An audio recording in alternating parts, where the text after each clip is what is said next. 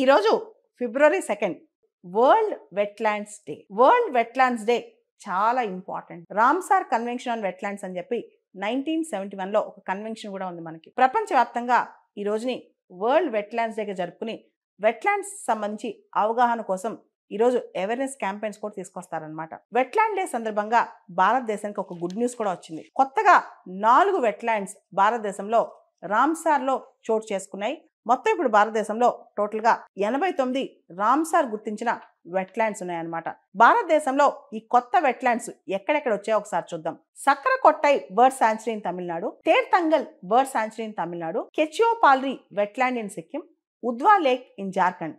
ఈ 4 కొత్తగా గుర్తించిన రామ్సార్ సైట్స్ తో కలిపి మనకు మొత్తం భారతదేశంలో ఇప్పుడు 89 రామ్సార్ వెట్లాండ్ సైట్స్ ఉన్నాయన్నమాట.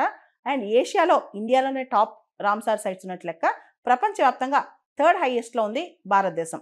భారతదేశంలో చూసుకుంటే కనుక తమిళనాడు రాష్ట్రంలో ఎక్కువగా రామ్సార్ గుర్తించిన వెట్లాండ్స్ ఉన్నాయి. తమిళనాడులో టోటల్గా 20 రామ్సార్ సైట్స్ ఉన్నాయన్నమాట.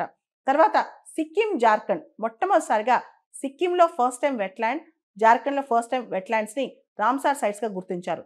జార్ఖండ్లో ఉద్వా లేక్ ని, సిక్కింలో కెచియోపాల్రి వెట్లాండ్ ని గుర్తించారనమాట ఫస్ట్ టైం. అదేవిధంగా ఈ అనౌన్స్మెంట్ అనేది ప్రపంచ వెట్లాండ్స్ డే సందర్భంగా వచ్చింది కాబట్టి ఇంకా భారతదేశానికి ఇది సెలబ్రేషన్ టైం అనమాట.